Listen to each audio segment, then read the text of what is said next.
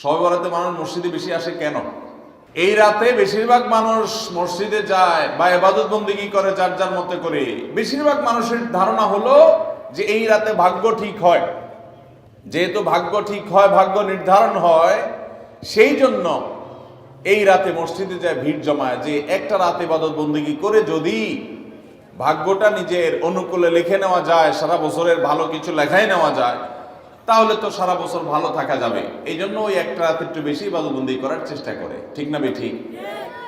আল্লাহ রাব্বুল আলামিন আমাদের জন্য যে তাকদীর প্রতি বছর লিপিবদ্ধ করেন, সেটা কোন রাতে হয়?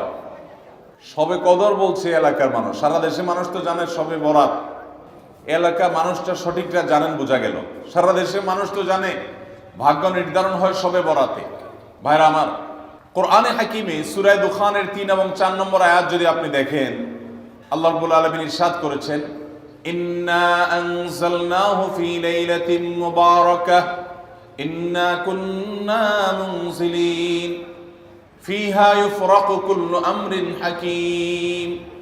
আল্লাহ বলেছেন, আমি নিশ্চয় কোরআনকে নাজিল করেছি, অবতীর্ণ করেছি একটি বরকতময় রাতে। আর এই বরকতময় রাতটা কোন রাত? যে রাতে কোরআন নাজিল হয়েছিল শবে কদর। কোনো সন্দেহ আছে? কারণ কোরআনের আরেক আয়াত বলছে, ইন্না আনজালনাহু ফি লাইলাতিল কদর, আমি কোরআনকে নাজিল করেছি যে রাতে, সেটা হলো লাইলাতুল কদরে। তাহলে লাইলাতুল কদরে আল্লাহ কোরআন নাজিল করেছেন। আর সূরা দুখানে বলেছেন, আমি একটি বরকতময় রাতে কোরআন নাজিল করেছি। তাহলে এখানে বরকতময় রাত বলতে যে লাইলাতুল কদরকে বোঝানো হয়েছে, সেটা দিনের আলোর মতো পরিষ্কার। ঠিক কিনা বলেন?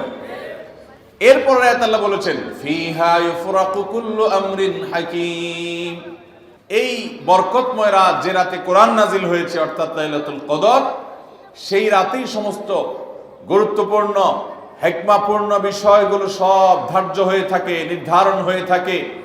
এই আয়াতের আলোকে বোঝা যায় মানুষের ভাগ্য সারা বছরের যেটি লিপিবদ্ধ হওয়ার কথা, সারা বছরের যে বাজেট হওয়ার কথা, সেটা হয়ে থাকে লাইলাতুল কদরে, শবে কদরে।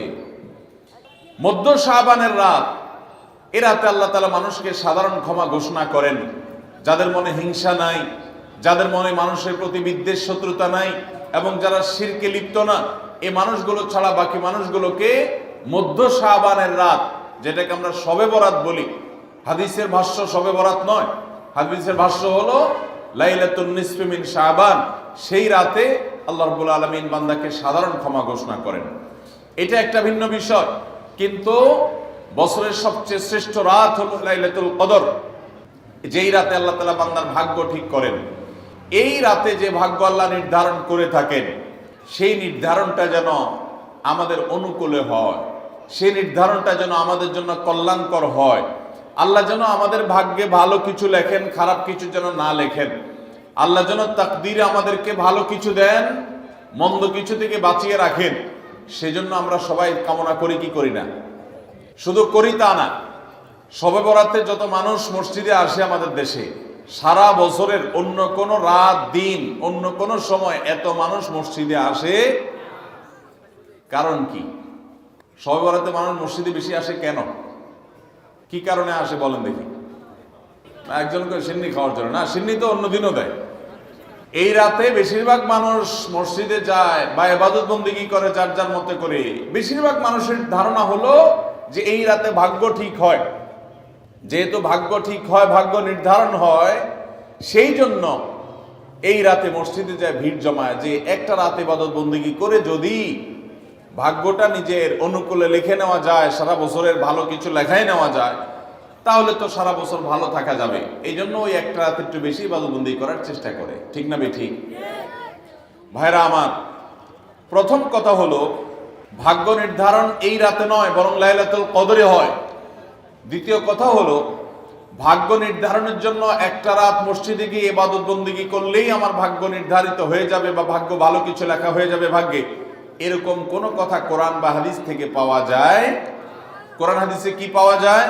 সূরা নাহাল আয়াত নম্বর 97, আল্লাহ রাব্বুল আলামিন ইরশাদ করেছেন, মান আমিলা সালিহাম মিন যাকারিন আও উনসা ওয়া হুয়া মুমিন, পুরুষ হোক আর নারী হোক, যে কোনো ব্যক্তি যদি ঈমানদার অবস্থায় ভালো কাজ করে, কোরআন হাদিসে নির্দেশিত কাজ, আল্লাহ যা করতে বলেছেন, রাসূল সাল্লাল্লাহু আলাইহি ওয়াসাল্লাম যা করতে বলেছেন, যদি সে কাজগুলো করে, এমত অবস্থায় করে যে সে ঈমানদার, অর্থাৎ ঈমান থাকতে হবে, ঈমান আছে এই অবস্থায় যদি নেক আমল করে, তাহলে কি হবে?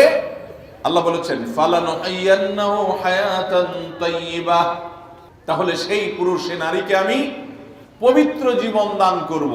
এই পবিত্র জীবনে মানুষ সুখী থাকবে, এই পবিত্র জীবনে মানুষ সমৃদ্ধ থাকবে, এই পবিত্র জীবনে মানুষ ভালো থাকবে, নেক থাকবে।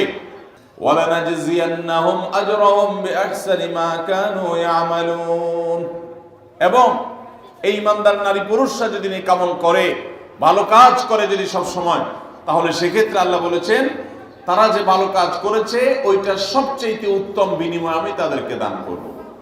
তাহলে এই আয়াত থেকে প্রমাণ হয়, যদি কেউ ঈমান আনার পর নেকামল করতে থাকে, নেকামল করতে থাকে, একদিনের নেকামল নয়, এক রাতের নেকামল নয়, সারা বছর জুড়ে সারা জীবন ধরে ভালো কাজ করার চেষ্টা যদি কেউ করে, আল্লাহ তাআলা তাকে পবিত্র জীবন দিবেন, সৌভাগ্যবান মানুষের জীবন দিবেন, সুখী মানুষের জীবন দিবেন। এখান থেকে বোঝা যায় কি, ভাগ্য নির্ধারণের জন্য এক রাত আমল করতে হবে নাকি সারা বছর? সূরা আরাফ আয়াত নম্বর 96, ওয়ালাউ আন্না আহলাল কুরা আমানু ওয়াত্তাকাউ, যদি কোন জনপদের লোকেরা ঈমান আনে আর তাকওয়া অবলম্বন করে। তাকওয়া কি? তাকওয়া হলো আল্লাহর ভয়ে সে আল্লাহর নির্দেশগুলো মানে আর হারামগুলো বর্জন করে, এরকম যদি কেউ করে, লাফাতাহনা আলাইহিম বারাকাতিম মিনাস সামাই ওয়াল আরদ, আল্লাহ বলেছেন তাহলে ওই ব্যক্তিকে আসমান এবং জমিন থেকে সমস্ত বরকত সমূহের দুয়ার সবগুলো তার জন্য খুলে দেওয়া হবে। তাহলে বোঝা গেল মানুষের জীবনে বরকত নাজিল হবে, মানুষ সুখে থাকবে, ভালো কিছু তার তাকদিরে লেখা হবে। তখন যখন বান্দা নেক আমল করে, যখন বান্দা গুনাহ থেকে বাঁচে, তাকওয়া অবলম্বন করে, তখন তার ওই এক রাত্রে গিয়ে আলাদা কিছু দোয়া বা বিশেষ পদ্ধতির কোনো জিকির আজকার এটা প্রয়োজন হয় না, বরং সে সারা বছর জুড়ে আল্লাহ তাআলা তার নসিবে ভালো কিছু লেখেন, যদি সে বছর জুড়ে সারা জীবন ধরে নেক আমল করে গুনাহ থেকে বাঁচে। ভাইরা আমার, ধরুন আপনার বাসায় দুটা মেশিন আছে, সেলাই মেশিন আছে। আপনার যেই মেশিনটা ভালো, এটা দিয়ে আপনার কাজ হয়, প্রোডাকশন হয়, ওই মেশিনটাকে তেল মোবিল আপনি ঠিক মতো দিবেন কি দিবেন না? যেহেতু ওইটা সার্ভিস দেয় আপনাকে, ওখান থেকে আপনার প্রোডাকশন হয়, ভালো কিছু অর্জিত হয়, সেজন্য আপনি অটোমেটিকলি সেটার জন্য বিদ্যুৎ সাপ্লাই দিবেন, গ্যাস লাগলে গ্যাসের সাপ্লাই যে মেশিনের জন্য দরকার সেটা দিবেন, তেল মোবিল যা যা দেওয়া দরকার সেটা দিবেন, নষ্ট হলে সাথে সাথে ওটা ঠিক করাবেন, যা যা দরকার সব ব্যবস্থা আপনি করবেন। কারণ মেশিনটা আপনার প্রোডাক্টিভ, মেশিনটা আপনার প্রোডাকশন দিচ্ছে, এখান থেকে ভালো কিছু পাওয়া যাচ্ছে, সেজন্য আপনি এটা দিবেন। আরেকটা মেশিন যদি হয় যে মেশিন থেকে আপনার কোনো সার্ভিস আপনি পান না, প্রোডাকশন দেয় না, মেশিনটা নষ্ট হয়ে অকেজো হয়ে পড়ে আছে, তাহলে ওই মেশিনে কি আপনি বিদ্যুৎ সাপ্লাই দিবেন? ওখানে কি আপনি অন্য যা দরকার আছে তেল মোবিল নিয়মিত দেওয়া, এগুলো কি আপনি করবেন? করবেন না। হ্যাঁ, ওইটার জন্য মাসে মাসে কিস্তি যদি দেওয়ার দরকার হয়, আগে থেকে কিনা থাকে, তাহলে আপনি হয়তো কিস্তি পরিশোধ করবেন। অন্য কিছু আগে থেকে করা দরকার আছে সেটা আপনি করবেন। আল্লাহ রাব্বুল আলামিন ঠিক একইভাবে তার যে বান্দারা তার অনুগত থাকে, তাকওয়া অবলম্বন করে, হারাম থেকে বাঁচে, গুনাহ থেকে বাঁচে, ফরজ কাজগুলো করে, আল্লাহ তাআলা তার সেই বান্দাদের জন্য ভালো কিছু তাদের তাকদীরে লিপিবদ্ধ করেন, তাদের জন্য নসিবে ভালো কিছু রাখেন, তাদেরকে সুখের জীবন দান করেন, সৌভাগ্য দান করেন, আল্লাহ তাআলা প্রকৃত প্রশান্তি মনের সেটা দান করেন। আল্লাহর ঈমানদার এবং নেককার বান্দাদেরকে, আমলে সালেহ কর্মওয়ালা বান্দাদেরকে, মুত্তাকি পরহেজগার বান্দাদেরকে। আর যারা আল্লাহর এই আনুগত্য করে না, যারা আল্লাহ রাব্বুল আলামিনের প্রতি ঈমান আনে না, যারা নেক আমল করে না, যারা তাকওয়া অবলম্বন করে না, এই মানুষগুলো তাদেরকে আল্লাহ তাআলা ওই দুনিয়াতে বেঁচে থাকার জন্য, দুনিয়া সিজনুল মুমিন ওয়া জান্নাতুল কাফির হাদিসে আসছে, ঈমানদারের জন্য হলো জেলখানা আর কাফিরের জন্য জান্নাতের মতো যা খুশি করতে পারে। আল্লাহ তাআলা তাকে কিছু রিজিক দিয়ে বাঁচায় রাখেন, কিন্তু এই রিজিকের কোনো মূল্য আল্লাহর কাছে নাই। নবী করিম সাল্লাল্লাহু আলাইহি সাল্লাম বলেছেন, যদি দুনিয়া এবং দুনিয়ার মধ্যে যা কিছু আছে এগুলো যদি মাছির ডানার মতো মূল্য রাখতো, তো আল্লাহ তাআলা দুনিয়াতে আল্লাহর প্রতি অবিশ্বাসী কাউকে এক ঢোক পানিও পান করতে দিতেন না। এখান থেকে বোঝা গেল এই দুনিয়া যত কিছু আমরা ভোগ করি এগুলো আল্লাহ রাব্বুল আলামিনের কাছে এগুলো 2 পয়সার কোনো দাম নাই। বিশেষ করে যারা আখিরাতে বিশ্বাসী না, যারা আল্লাহর প্রতি ঈমান নাই, সে কাফেরদের জন্য এগুলো আল্লাহ তাআলা দিয়ে থাকেন, কারণ এগুলো সামান্য সময়ের ভোগ, অনন্ত অসীমকালের সুখ এবং দুনিয়ার প্রকৃত প্রশান্তি এটা আল্লাহ শুধু তার ঈমানদার বান্দাদের জন্যই বরাদ্দ করে রেখেছেন। তো এই আয়াত থেকে, হাদিস থেকে বোঝা যায় যে ঈমানদাররা যখন নেক আমল করবে তাদের জন্য আল্লাহ তাআলা নসিবে ভালো কিছু দিবেন, তাদের জন্য আল্লাহ তাআলা তাদের ভাগ্যে ভালো কিছু দিবেন, তাদের ভাগ্য সুপ্রসন্ন হবে। আর যদি কেউ বদামল হয় তাহলে আল্লাহ রাব্বুল আলামিন তার জন্য প্রকৃত প্রশান্তি, আসল সুখের ঠিকানা সেটা আল্লাহ তাআলা তাদেরকে কখনো দিবেন না। অতএব আমরা যদি চাই আমাদের ভাগ্যে ভালো কিছু লেখা হোক, তাহলে প্রথম কাজ করতে হবে আমাদেরকে নেক আমল করতে হবে। ঈমান আনার পর কি করতে হবে? নেক আমল করতে হবে। আল্লাহ আমাদের সবাইকে সে তৌফিক দান করুন। আমরা যদি ঈমান আনার পর নেক আমল করি, ভালো কাজে লিপ্ত হই, তাকওয়া চর্চা করি, তাহলে আল্লাহ রাব্বুল আলামিন আমাদের ভাগ্যে ভালো কিছু রাখবেন।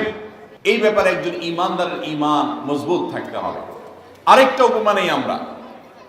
ধরুন একজন জনপ্রতিনিধি, ওনার যারা প্রচার প্রচারণা করে, ওনার পক্ষে যারা মানুষের কাছ থেকে ভোট কালেকশন করে, সংগ্রহ করে, এই জনপ্রতিনিধির কাছে যদি কোনো রিলিফের মাল আসে, সরকারি চাল ডাল ইত্যাদি এসব যদি আসে, তিনি তার এলাকার মানুষদেরকে, ভোটারদেরকে, জনগণ তাদেরকে তিনি, যারা অভাবী, যারা এটার হকদার, তাদেরকে দিবেন। এটা তার দায়িত্ব, কর্তব্য থাকে।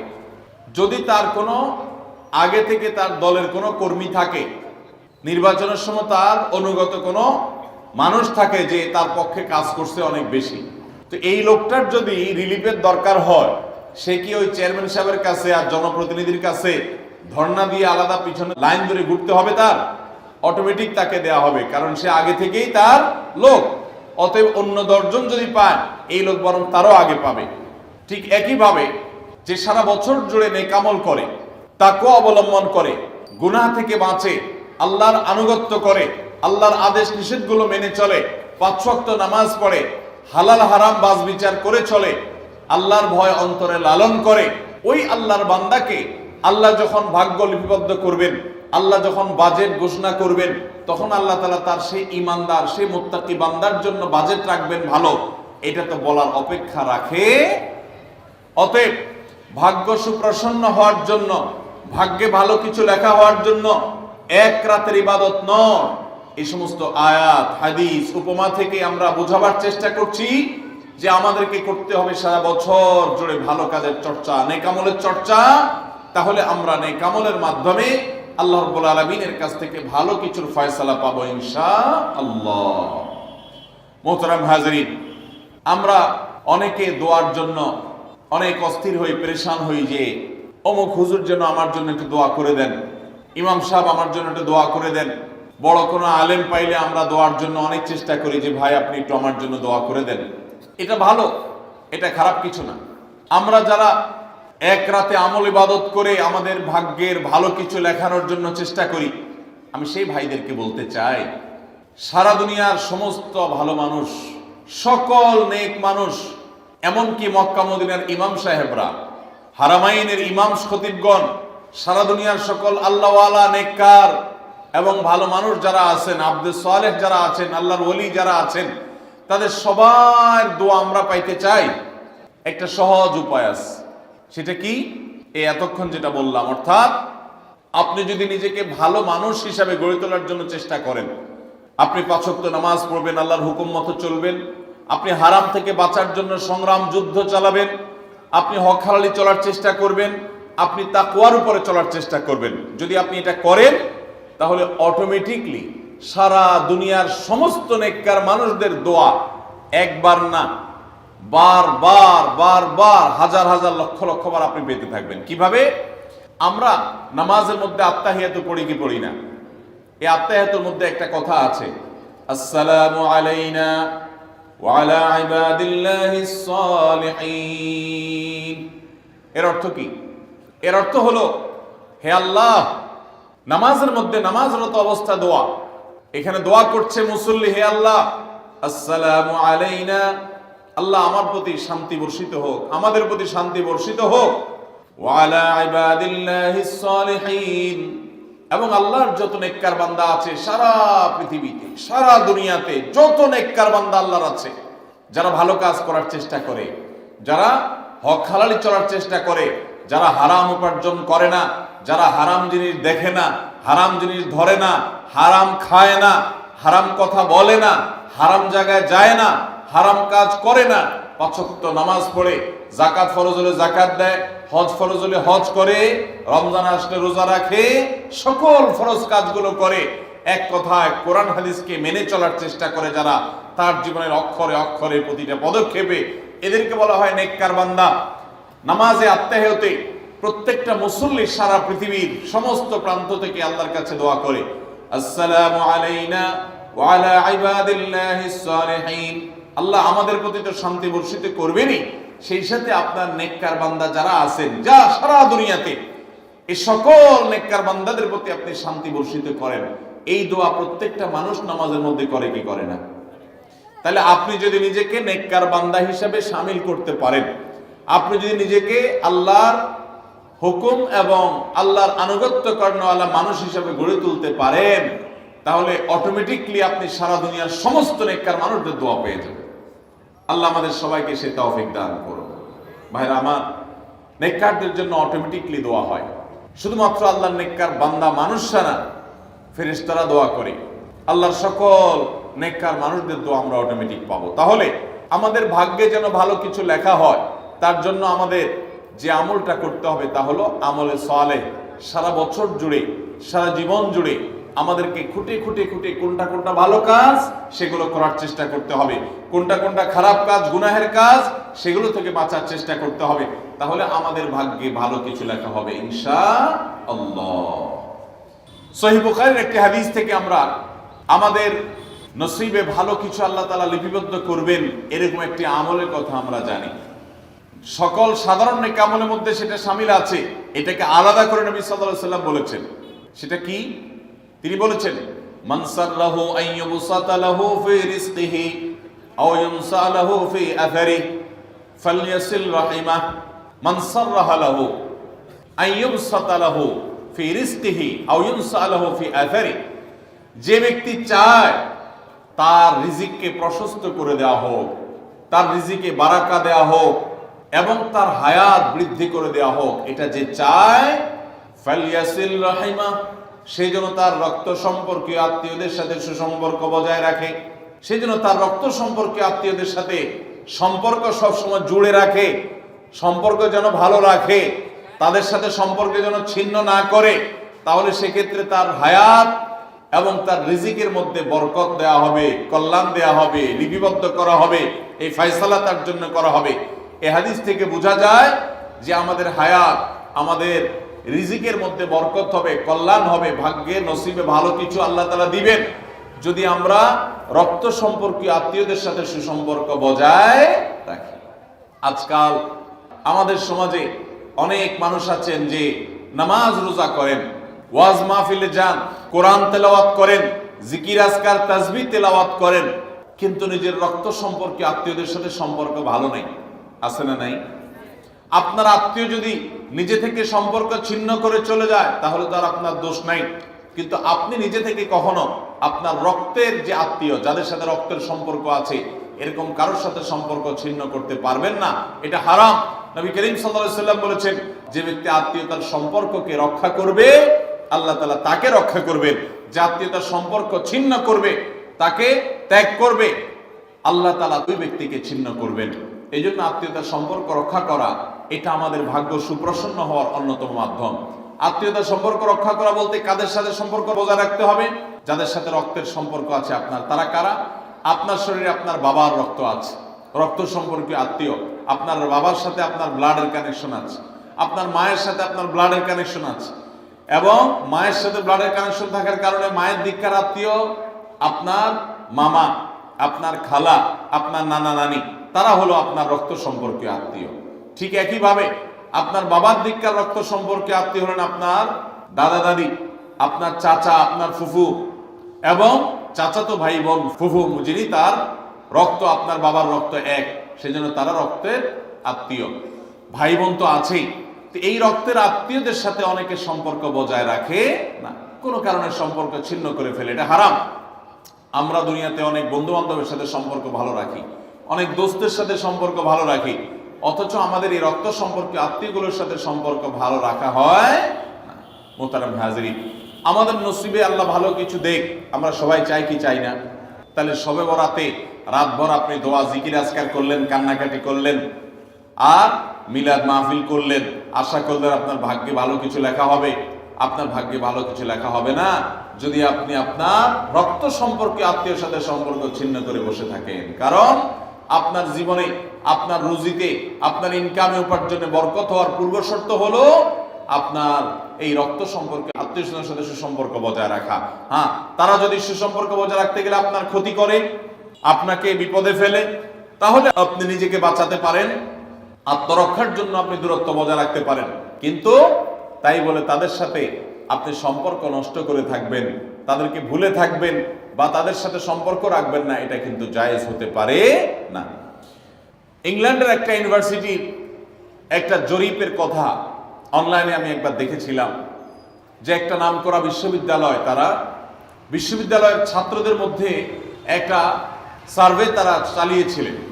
তারা দেখতে চেয়েছেন যে ছাত্রদের মধ্যে কারা বেশি হায়াত পায় আর কারা কম পায়। যারা বেশি হায়াত পায় তাদের মধ্যে বৈশিষ্ট্য কি আছে, যারা কম পায় তাদের মধ্যে কোন বৈশিষ্ট্যের অভাব আছে। তো এটা নিয়ে দীর্ঘ অনেক বছরের একটা জরিপ তারা চালিয়েছেন, একটা নিরীক্ষা তারা চালিয়েছেন।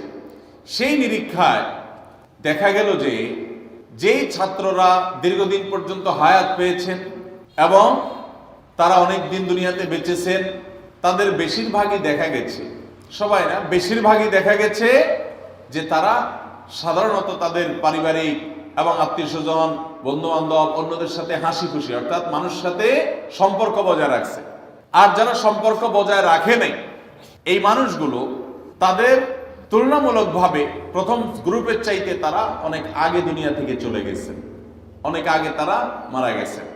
এটা প্রত্যেকটা ব্যক্তির ক্ষেত্রে আলাদা আলাদা করে খাটানো যাবে না, এটা একটা টোটাল জরিপের ফসল।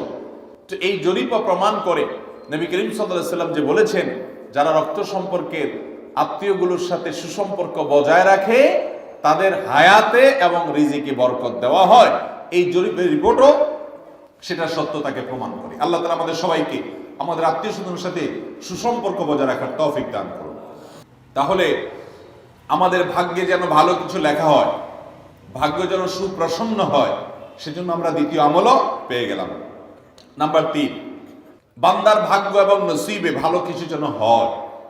মন্দ কোনো কিছু যদি আল্লাহ না করুন কারণ নসিবে লেখা থাকে, সেটা যেন দূর হয়, সেটা যেন তার ক্ষতি না করে, এবং আল্লাহ রাব্বুল আলামিন যেন সেই ফয়সালা বান্দার উপরে কার্যকর না করে। সেজন্য তৃতীয় আমল হলো দোয়া। কারণ লা ইয়ারুদ্দু তাকদীর ইল্লা দুআ।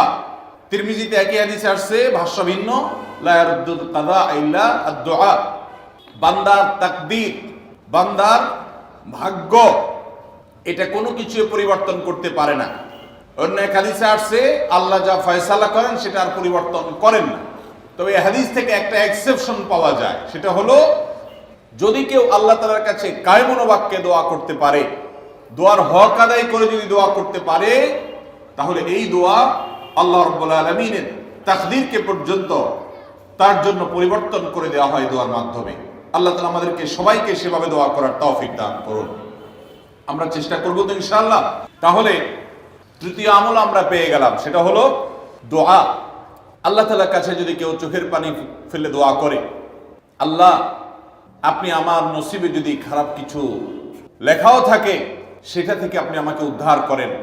যদি কেউ দোয়ার হক আদায় করে দোয়া করতে পারে, দোয়া কবুলের জায়গাগুলোতে দোয়া করতে পারে, যথাযথভাবে দোয়া করতে পারে, দোয়ার শর্ত পূরণ করে দোয়া করতে পারে, কায়মন বাক্যে দোয়া করতে পারে, চোখের পানি ফেলে দোয়া করতে পারে, দোয়া এত বড় অস্ত্র, দোয়া এত বড় মাধ্যম, দোয়া এত বড় একটা উপায় যে এটা দিয়ে আল্লাহর লিখন, আল্লাহর তাকদীর, এটা আল্লাহর কাছ থেকে পরিবর্তন করিয়ে আনা যায় এই দোয়ার মাধ্যমে। অথচ এই দোয়াও আমরা বেশি মানুষ করতে পারি না। আমরা হুজুরদের দিকে চায় থাকি যে হুজুরদের সাথে আমরা শুধু আমিন আমিন বলবো, নিজেরা আল্লাহর কাছে দোয়া করবো এটা আমরা জানি না, অথচ আল্লাহ বলেছেন উদউনি আস্তাজিব লাকুম, তোমরা আমার কাছে দোয়া করো, আমি তোমাদের দোয়া কবুল করব। অতএব ভাইরা আমার, আমরা আল্লাহ রাব্বুল আলামিনের কাছে আমাদের ভাগ্যে যেন ভালো কিছু লেখা হয়, সেজন্য আল্লাহর কাছে বেশি বেশি করে দোয়া করব। এবং আমাদের তাকদীরে যদি কোনো ক্ষতিকর কিছু থাকে তো সেটা যেন আমাদের ক্ষতি না করে আল্লাহ রাব্বুল আলামিন যেন আমাদের প্রতি রহম করেন, এই মর্মে আমরা যদি দোয়া করি তো দোয়ার মাধ্যমে আল্লাহ তাআলা তাকদীরও পরিবর্তন করে।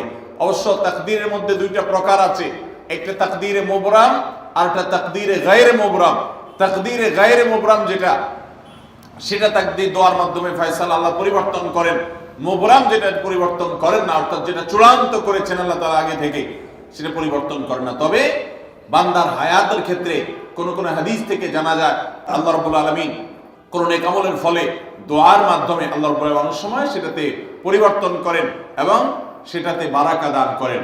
অতএব আমাদেরকে তাকদীর ভাগ্য যেন সুপ্রসন্ন হয়, আমাদের নসিব যেন ভালো হয়, আল্লাহ যেন ভালো কিছু দান করেন, সেজন্য শবে বরাতে রাত ভরে ইবাদত বন্দিগি এই জন্য নয়, বরং আমাদের ভাগ্যে ভালো কিছু হওয়ার জন্য বছর জুড়ে আমাদেরকে নেক আমল করতে হবে। এক রাত ইবাদত বন্দেগি করলেন, সারা বছর কোন নফল নামাজ, ফরজ নামাজ, অন্যান্য ফরজ কাজ করলেন না, আর আপনি আশা করলেন যে আল্লাহ আপনার জন্য ভাগ্যে ভালো কিছু লিখে দিবে, এটা সঠিক নয়। আর ভাগ্যের নির্ধারণটা মূলত লাইলাতুল কদর, এটি বোঝা যায় সূরা দুখান থেকে, অন্যান্য সূরা থেকে। অতএব আমাদের সবাইকে আমাদের ভাগ্যে ভালো কিছু লেখার জন্য বেশি বেশি আমাদের 5 ওয়াক্ত ফরজ নামাজ সহ আল্লাহর সমস্ত ফরজ বিধানগুলো মেনে চলতে হবে, হারাম এবং গুনাহের কাজগুলো থেকে বেঁচে চলতে হবে, এবং সেই সাথে আমাদের সবাইকে বেশি বেশি করে বিশেষ করে নেককারদের কাতারে শামিল হতে হবে। আমি যত বেশি নেককার হতে পারবো, ওই যে নামাজে আত্মেহাতের মধ্যে নেককারদের দোয়া পাবো, আমার প্রতি শান্তি আল্লাহর এমনি বর্ষিত হবে। এবং দ্বিতীয় আমল হলো বেশি বেশি করে আত্মীয় স্বজন, রক্ত সম্পর্কীয় যারা, তাদের সাথে বিশেষভাবে সুসম্পর্ক বজায় রাখতে হবে। সম্পর্ক নষ্ট করা যাবে না, সম্পর্ক ছিন্ন করা যাবে না। এবং তৃতীয় আমল হলো বেশি বেশি দোয়া করতে হবে। এই তিনও আমল যখন আমরা একযোগে চালাবো, একদিক থেকে সাধারণ সব নেক আমল করব, বিশেষভাবে আমি আত্মীয় স্বজনের সাথে সুসম্পর্ক বজায় রাখার চেষ্টা করব, এবং আল্লাহর কাছে দোয়ার আমলটা বেশি বেশি করব, বরকত নাজিল হওয়ার মতো কাজগুলো বেশি বেশি করব, ইনশাআল্লাহ আল্লাহ রাব্বুল আলামিন আমার নসিবে ভালো কিছু দিবেন এবং মন্দ কিছু থেকে আমাকে বাঁচাবেন। নবী করিম সাল্লাল্লাহু আলাইহি সাল্লাম আল্লাহর কাছে দোয়া শিক্ষা দিয়েছেন, আল্লাহুম্মা ইন্নী আউযু বিকা মিন দারকিল বালা, আল্লাহুম্মা ইন্নী আউযু বিকা মিন সুইল কাদা। আল্লাহ, আপনার কাছে আমার ভাগ্যের ক্ষতি থেকে আমি আপনার কাছে পানা চাই। অর্থাৎ আমার তাকদীরে কাজার মধ্যে যদি কোনো ক্ষতিকর কিছু আপনি লিখে থাকেন, তাহলে সেই সুউল কাজা, এটা থেকে আমি আপনার কাছে পানা চাই। অতএব এই মর্মে আল্লাহর কাছে যত বেশি আমরা দোয়া করব, আল্লাহ রাব্বুল আলামিন আমাদেরকে তত বেশি হিফাজত করবেন। আল্লাহ তাআলা আমাদের নসিবে দুনিয়া এবং আখিরাতে, ইহকালে এবং পরকালে ভালো কিছু লেখেন, আমাদের নসিবে যেন ভালো কিছু হয় সেই তৌফিক আল্লাহ তাআলা আমাদেরকে দান করেন। আমরা সবাই আমলগুলো করবো তো ইনশাআল্লাহ। আল্লাহ আমাকে আপনাকে আমাদের সবাইকে আমলের তৌফিক দান করুন। আস-সুন্নাহ ফাউন্ডেশন, উম্মার স্বার্থে সুন্নাহর সাথে।